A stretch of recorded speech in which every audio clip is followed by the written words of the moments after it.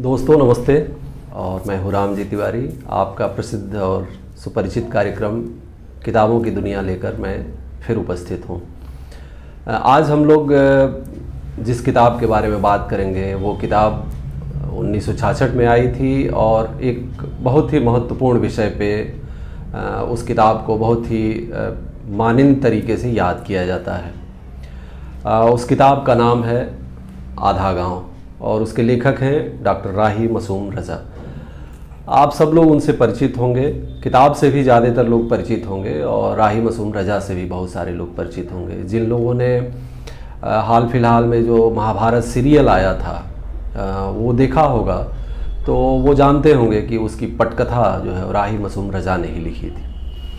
और इससे पहले डॉक्टर राही मासूम रज़ा को हम लोग एक बड़े उपन्यासकार के रूप में और देश में जो कुछ चुनिंदा प्रतिष्ठित उपन्यासकार जो हिंदी में हुए उनमें उनका शुमार किया जाता है। राही मासूम रज़ा इस उपन्यास पे बात करते समय, इस किताब पे बात करने से पहले हम तो दो बातें उनके बारे में और बताएं कि राही जी का जन्म गाज़ीपुर ज़िले के गंगौली गांव में हुआ था 1927 में।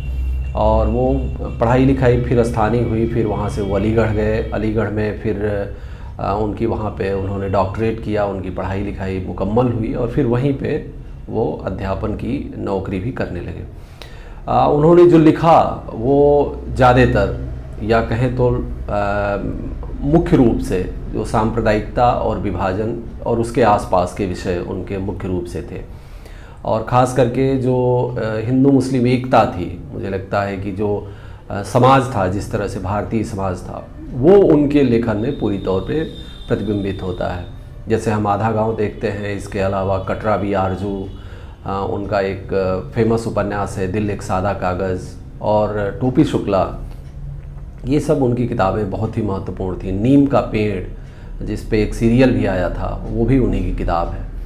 तो इन सब चीज़ों को अगर आप राही को देखते हैं इन सब चीज़ों में, तो राही आपको एक भारतीय जो सामाजिक संस्कृति है, जो एक मिली जुली संस्कृति है, जहाँ पे विभिन्न धर्मों के लोग हैं, धर्मों में विभिन्न जातियों के लोग हैं, क्षेत्रीय स्तर पे थोड़ा विभाजन है, भाषा का विभाजन है, बोलियों का विभाजन है, लेकिन उन सबके बीच जो एक चीज़ जो सबको जोड़ती है, जो भारतीयता जो सबको जोड़ती है, जो देश के साथ एक रूपता, जो देश के साथ जो एक बॉन्डिंग जो है वो जो एक दूसरे को जोड़ती है, वो राही का केंद्रीय विचार है। और राही उस पर पूरी तौर पे जो कुछ भी लिखते हैं उस पर पूरी तौर पे वो फोकस रहते हैं।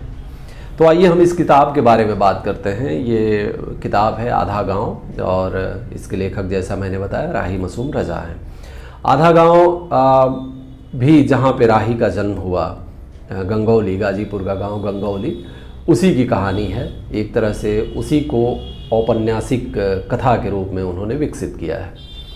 ये 1966 में ये किताब पहली बार पब्लिश हुई थी और कह सकते हैं कि लगभग 50 साल से अधिक हो गए इस किताब को छपे हुए। और जैसे कि हमने पिछले एपिसोड में बात की थी गोदान की और राग दरबारी की, तो उस त्रयी में यदि हम 5 भारत के श्रेष्ठ उपन्यासों का जिक्र करते हैं तो उसमें आधा गांव भी ज़रूर शामिल होता है। तो उसी दौर की ये भी किताब है, जिस दौर में राग दरबारी लिखी गई उस दौर में ही ये आधा गांव भी लिखा गया। कथा कुल मिलाकर जो विभाजन, देश आज़ाद और जो विभाजन हो रहा था और उसकी जो पूरी पृष्ठभूमि बन रही थी, उसी की पूरी कथा है, पूरा ताना बाना है। और विभाजन के बाद जो कैसे मन में लोगों के संदेह थे या मन में लोगों की जो आकांक्षाएं थी, आशाएं थी, वो सब सारी चीज़ें इस उपन्यास में दिखाई देती हैं। जो दिखाई देता है खास करके, जिसे हम लोग इसका केंद्रीय तत्व मानते हैं, जो आधा गांव का है, वो ये है कि आप देखेंगे कि जो गंगौली गांव है वो एक तरह से ऐसे कई खित्तों में बटा हुआ है। वहाँ पे सिया भी हैं, सुन्नी भी हैं, मतलब मुसलमानों में भी बहुत सारे लोग हैं, विभाजन है, सैयदान हैं और जो नीचे की भी कुछ जातियां हैं। और हिंदुओं में आप देखेंगे कि कुछ अपर कास्ट जो सवर्ण लोग हैं, उसके नीचे कुछ बीच की जातियां हैं और फिर दलित भी हैं। और इसके अलावा अगर आप देखेंगे तो एक विभाजन जो क्षेत्रीय स्तर पे उस गांव का होता है, और जो हम लोग अपने आसपास के गांवों में महसूस करते हैं कि एक उत्तर पट्टी भी है और एक दक्षिण पट्टी भी है। आप देखेंगे कि जो मुसलमानों के बीच, चूँकि मुसलमान इस उपन्यास में केंद्रीय रूप से आते हैं, इसका मतलब ये नहीं कि हिंदू नहीं आते, लेकिन उस गांव में जो लोग भी हैं वो आते हैं, लेकिन चूँकि उन्होंने फोकस ज़्यादा उस पर किया है, तो मुसलमान जो केंद्रीय रूप में आते हैं, तो उसमें भी अगर आप देखेंगे कि कुछ लोग जमींदार हैं, कुछ लोग साधारण लोग हैं, कुछ लोग कामगार हैं, तो उनके बीच भी जो एक टसल है वो एक धर्म से होते हुए भी वो एक टसल आपको दिखाई देती है, वो एक खींचतान, एक भेदभाव दिखाई देता है। और वही स्थिति हिंदुओं में भी है, वही स्थिति क्षेत्रीय स्तर पे भी है। लेकिन इन सब सारी चीज़ों के बावजूद जब आप देखते हैं कि उस दौर में देश के विभिन्न हिस्सों में दंगे हो रहे होते हैं, तो इस उपन्यास का एक पात्र कहता है, और वहाँ पे ये इस बात को लेके बड़ी चिंता रहती है कि जैसे नोआखाली के दंगे की खबर जब गंगोली में पहुँचती है, तो एक उसका पात्र कहता है कि तो नोआखाली में जो हुआ उसका गंगोली से क्या मतलब, तो गंगोली के मुसलमानों पे उससे क्या मतलब कि गंगोली के मुसलमानों को हम जिम्मेदार ठहरा दें, एक हिंदू पात्र कहता है। और इसी तरह से कुछ लोग जब विभाजन होने को होता है तो कुछ लोग अलीगढ़ से आते हैं और वो पढ़े लिखे लोग हैं, वो बरगलाते हैं लोगों को कि यहाँ पे जब हिंदुस्तान और पाकिस्तान दो मुल्क बन जाएंगे तो हिंदुस्तान में जब आप रहेंगे तो दोयम दर्जे के नागरिक आप बन के रह जाएंगे, इसलिए मुसलमानों को बेहतर है कि वो पाकिस्तान चले जाएं।